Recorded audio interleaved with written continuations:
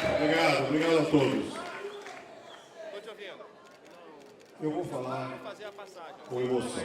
Começar a discursar. Eu vim de longe. Eu estava numa reunião na Irlanda.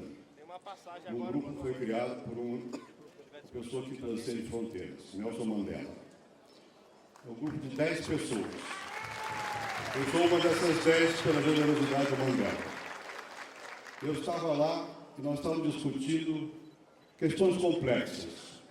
A questão da Síria, a guerra na Síria, a guerra civil. Estavam lá conosco os negociadores da ONU, o Kofi Annan e o Lakhdar Brahim. E eu pensando lá em vocês.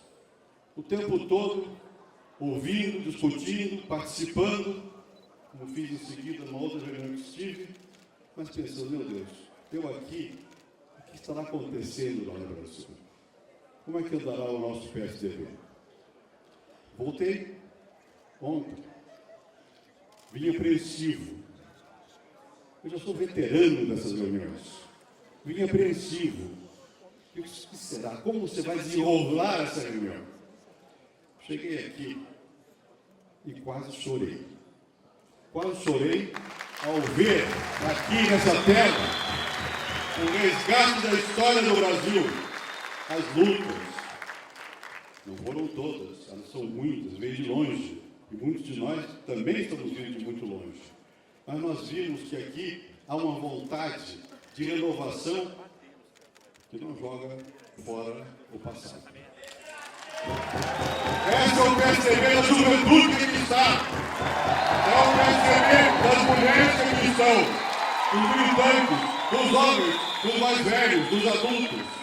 É o PSDB que quer mudar, quer melhorar, mas sabe que para mudar e para melhorar é preciso plantar, é preciso construir tijolo por tijolo. E nós não podemos depois destruir o que nós fizemos. O PSDB é o partido da construção.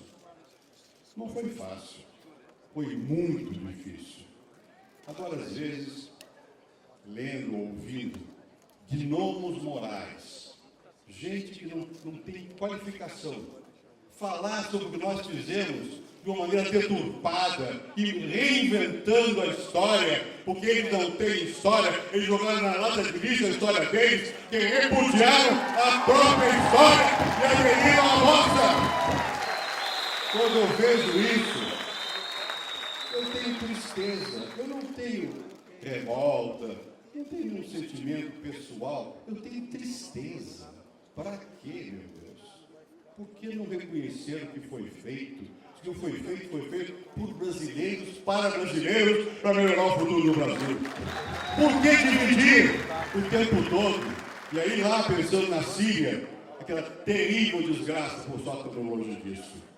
Mas é o fundamentalismo, o crê ou morre, ou está do meu lado, ou então não serve. Isso não leva ninguém para nenhum lugar. Precisamos sim, como eu disse há pouco, de liberdade, mas de liberdade para construir, e não de liberdade para diminuir o outro, para evitar que as pessoas possam participar com satisfação da construção do país que é o nosso Brasil. Esse é o PSDB, é o PSDB que abre os braços, mas abre os braços com rumo, sabendo para onde vai. Nem sempre é possível mudar as coisas. Às vezes, a gente deseja e não consegue. Às vezes não é necessário, mas há momentos em que precisa ter convicção, coragem e descontínuo, ter um sonho. Aqui foi dita a palavra utopia. É preciso ter. Os que estamos aqui somos utópicos de alguma maneira. Aqui está o Roberto Freire, aqui está o Agripino, aqui está o Luiz, aqui estamos todos nós aqui que acreditamos, sempre acreditamos. Na época dura, e aqui teve gente que pagou muito mais alto do que eu, na época dura, nós continuamos acreditando no que nós acreditávamos, na liberdade e na democracia. Quando fui eleito senador, ainda era o suplente do Montoro, quando ele foi eleito governador, eu vim para o Senado, em 83, o governo era militar. Nós jurávamos a Constituição. E em seguida dizíamos, faremos tudo para mudar essa Constituição, porque ela foi imposta e ela não expressa a vontade do povo. Nós lutávamos Não tínhamos esperança alguma de ter vitória imediata, nem muito menos imaginávamos ter qualquer retribuição de qualquer espécie. Nós tínhamos uma só coisa: convicção. Sem convicção não se faz nada. O PSDB tem convicção. E por que nós temos convicção? Quando, por várias circunstâncias, e ser presidente da República é circunstância, não é questão de talento pessoal, é momento, mas quando por alguma circunstância coube a mim ser presidente, e antes, como também por circunstâncias, fui aqui porque eu não estava preparado, foi ser ministro da Fazenda, e que nós resolvemos enfrentar de cara o maior problema do país, que levava o pobre à miséria, que era a inflação. Não foi fácil.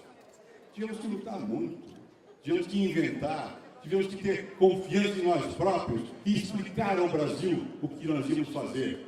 Pedagogicamente, sem golpes, sem tecnocratismo, não, com clareza. E muita gente se opunha, muita gente. Muitos dos que hoje falam, até se gabolam, falam bem de si mesmos e dizem que eles fizeram a estabilidade do Brasil. Não! Contribuíram para dificultar muito o avanço do Brasil. Aqui perto da Câmara, no Congresso, nós brigávamos dia e noite para mostrar o que era óbvio. E a votação do PT foi sempre contra, até contra a Constituição, que não queria assinar. Contra tudo. Contra o aumento do salário de professores. Tivemos que postergar por um ano a possibilidade do governo federal passar recursos para os municípios, porque a oposição era feroz. Feroz. Oposição o tempo todo. Descobriam o que não havia, falcatruas, descobriam o que não havia, corrupção, faziam uma série de encenações somente porque queriam um único objetivo: o poder. O poder. Para fazer o quê? A resposta é de vocês. E quando resolveram fazer as coisas certas, o que eles fizeram? Como agora, vamos fazer a lei dos portos, a qual se opuseram em 93, e que muito trabalho nos custou para abrir os portos, dar um passo adiante. Agora fazem de maneira equivocada, não explicando a todos e não compondo o interesse que são necessários compor. Fazem atrasado. Fazem atrasado. Olha, eu tinha vindo para cá, no carro, em São Paulo ainda, ouvindo o rádio, e o locutor explicava a quantidade de telefones celulares que há no Brasil. Que os desempregados têm celular, que as crianças têm celular, que todos têm celular. Graças a quê? Graças a que nós tivemos coragem de, no momento em que ou se ajudavam depressa, ou o Brasil ficava fora da nova era, que é a era tecnológica da internet, nós privatizamos sim. Mas nós já criamos uma agência que é a Anatel para controlar os resultados e nós obrigamos a que houvesse competição às empresas para que elas não fossem monopólicas. Sim. Agora se orgulhe de que está havendo um avanço dos celulares, vamos indo para a banda larga, é de orgulhar mesmo, mas se esquecem de que se nós não tivéssemos tido a coragem de enfrentá-los, nós estaríamos até hoje, sabe Deus de que maneira, em que era nós estaríamos, mas dificilmente teríamos entrado na era da internet. Isso é fruto do esforço dos brasileiros, e o PSDB experiente dos brasileiros tratando de levar adiante essas transformações.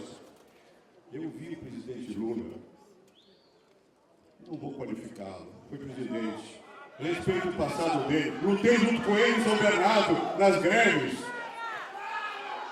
não vou qualificá-lo, foi presidente do Brasil, mas eu ouvi, imitando Getúlio Vargas, colocando as mãos no petróleo para declarar que o Brasil estava autossuficiente. Nunca importamos tanto petróleo como agora. A Petrobras tem seus portos que não estão sendo renovados, portos secos em quantidade, diminuem a produção, enquanto aumentam o consumo, e faz uma política de baixar o preço da gasolina para aumentar ainda mais o consumo, e com isso arrebenta a produção da energia alternativa da cana-de-açúcar. Fazem isso, fazem propaganda, e se esquecem que a Petrobras é uma grande empresa. Uma das razões pelas quais tive que sair do Brasil é porque eu defendia o monopólio estatal do petróleo, naquela época. Meu pai era general do petróleo. chegou um momento em que era preciso dar mais força à Petrobras. Como? Obrigando a deixar de ser uma repartição pública para ser uma empresa e competir. Foi o que nós fizemos. E ela deu um salto enorme. Entrou pelo mundo afora e hoje é uma das maiores do mundo. Foi depois que nós mudamos a lei do petróleo. Pois bem, agora por demagogia, mudaram de novo a lei, não se sabe o que vai acontecer, mas agora o único avanço efetivo feito, foi dito pelo Serra aqui, foi voltar a fazer os leilões, como se fazia no passado, com limpeza. E a Petrobras não foi aquilo que o presidente Lula disse. Não houve nenhuma reindependência do Brasil, porque naquele momento eles não estavam realmente se preparando, porque precisavam mesmo de avançar mais na exploração do petróleo. E assim é tudo, ou quase tudo, sejamos justos. Ou quase tudo. Aqui, ao terminar a introdução a mim, se fala que o social também é nosso. Eu gosto de botar o também, porque o social é de todos, por definição. Mas quem não quer? Olha o governo que não tem uma motivação para melhorar a sociedade. Nós tivemos e muita. Foi difícil. Eu disse aqui, para fazer a mudança na Constituição, para poder dar apoio à educação primária, à educação fundamental nos estados e municípios, a oposição foi tenaz. O SUS, que foi feito na Constituinte, pelos deputados e senadores que eram favoráveis à saúde pública, fosse universal, o que foi feito com essa saúde pública depois? Ela foi construída a duras penas, que é o SUS. O ministro Zé Serra foi um herói ao lutar para que o genérico existisse aqui no Brasil, para que houvesse ordem na questão da relação entre o setor público e o setor privado. E o que eles fizeram depois? Nada. Isso é triste. Pois bem, agora de novo, nós estamos num momento da conjuntura mundial que obriga o Brasil a tomar decisões. E nós estamos perdendo tempo. O governo atual e o que o antecedeu, é do mesmo partido, não teve visão histórica. Visão histórica significa parte do passado, mas olha para o futuro. O povo quer o futuro. Não teve essa visão. Não fez uma reforma importante. Quando faz atabalhadamente sob pressão. Pressão das circunstâncias. E hoje, o Brasil tem que tomar decisões, porque a crise mundial que está aí, ela vai ter uma solução. Já se delineei algumas. Há modificações importantes na área de energia. E o Brasil não sabe o que fazer diante do que vem aqui pela frente. Zé Serra disse aqui que o governo do PT nos deixou como herança a desindustrialização. Verdade. Em termos relativos, é verdade. Em termos de competitividade, também é verdade. Não se olhou para frente. O que se fez foi uma tentativa de imitar o que, numa dada altura, funcionou. Seja no governo Vargas, seja no governo do Geisel. Mas que hoje não funciona. O que se fez foi dar privilégio a alguns e tentar, a todo toque, fazer com que algumas empresas ficassem campeões mundiais. Mas, no conjunto, não houve mudança para criar um clima de confiança. Hoje, o que acontece no Brasil é que aqueles que olham mais à frente ficam na dúvida. E isso nos dói. Cabe ao PSDB, outra vez, é um momento de mudanças importantes, e cabe ao PSDB estar olhando para frente, ajudar essas mudanças. E é por isso, Aécio, é por isso que você vai substituir alguém que eu já disse aqui o que significou o Sérgio Guerra para mim, num momento que é crucial. É um momento crucial, porque é um desafio para o Brasil. O que nós vamos fazer com a nossa indústria? Como é que nós vamos fazer quando mudarem as condições internacionais e os preços das mercadorias que nós exportamos diminuir? Como é que nós vamos fazer num mundo cujas economias estão muito mais entrelaçadas e nós estamos abraçados praticamente com a Argentina? Não sei se é suficiente. Provavelmente não. Estamos amarrados. Precisamos de audácia. Precisamos de gente que tenha visão e que tenha audácia. E que quebre lanças para nós retomarmos um caminho de desenvolvimento efetivo do nosso país. Agora é de novo a hora. É, portanto, de novo o momento em que o PSDB tem que fazer e tem que contribuir para o Brasil. Não será fácil. Nada é fácil. Não será fácil sequer a vitória. Nada é fácil, mas é hora de construir. Cansamos. O Brasil já está cansado de estar aí. Sabe qual é o principal ministério desse governo? É o Ministério de Desinformação e Propaganda. É o principal ministério. Hoje existe uma voz só. É a voz do partido, a voz do governo e a voz do Estado. Porque as empresas do governo falam, do Estado, falam a mesma linguagem do partido. É dia e noite sendo martelado ideologicamente por uma visão de um Brasil que não é o real. O Brasil real continua sendo o Brasil que melhorou, graças a Deus, e graças ao esforço de muitos brasileiros e brasileiras, mas ainda é um Brasil de dificuldades. Vai à periferia de uma grande cidade e pergunte como anda a segurança. Vai ver a professora ou o professor que vai dar aula na periferia, se ele não tem medo de entrar lá. Vai ver se não há agressividade crescente em certas regiões do Brasil e falta de segurança. Tá bem? Precisamos de emprego. Temos emprego, é verdade, mas pagamos salário. Os empregos crescem, veja as estatísticas, de 2 salários mínimos para baixo. É isso que nós queremos? Uma economia medíocre? Queremos mais. Mais e melhor. E o PSDB pode fazer mais e pode fazer melhor. Não é fazer contra, não é desfazer o que foi feito, não é fazer o que eles fizeram, nem é negar o que eles fizeram. Eles fizeram também coisas boas, mas é fazer mais e melhor. E nós não faremos mais e melhor ouvindo só nós próprios. Não dá. Temos que ouvir o país. O PSDB, presidente Aécio Neves, tem que ser um PSDB muito próximo do povo, da população. Muito próximo. Hoje no Brasil, as forças dinâmicas, as forças que mudam, os que querem mais, que começaram a ter alguma coisa, são principalmente os jovens e as mulheres. Não nos iludamos. A força dinâmica é daqueles que vêm vindo. E são as mulheres e os jovens que vêm vindo. Esses terão de ser nossos principais interlocutores. Obviamente, o Partido Democrático não ouve só um segmento, ouve a todos. Mas ele tem seu coração posto em alguns segmentos. E nós temos que ter nosso coração posto, olhando no futuro, na criação de condições para que esses jovens, essas mulheres que acederam a algum fluxo de renda, que continuem a ter. E que as escolas não sejam mais de enganação, sejam de verdade. E isso significa que o Brasil tem que se preparar, para uma mudança importante, que é da quantidade à qualidade. Não basta mais abrir escolas e ter alunos na escola. Não basta ter hospitais feitos, nem basta ter grandes construções.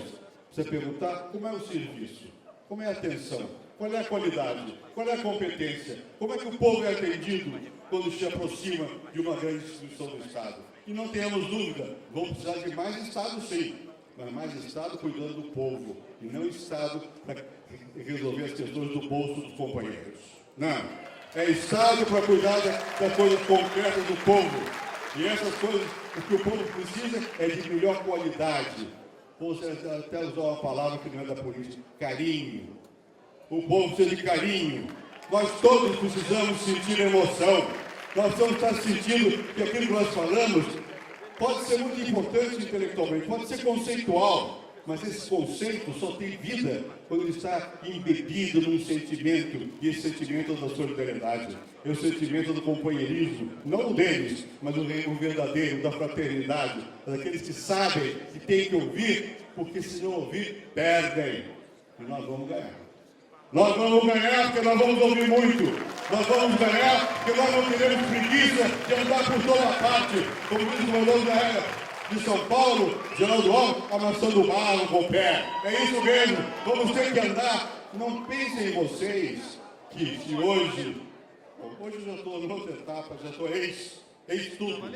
Mas que cheguei lá, não pensem em vocês que eu cheguei lá simplesmente lendo livros na escola. Não.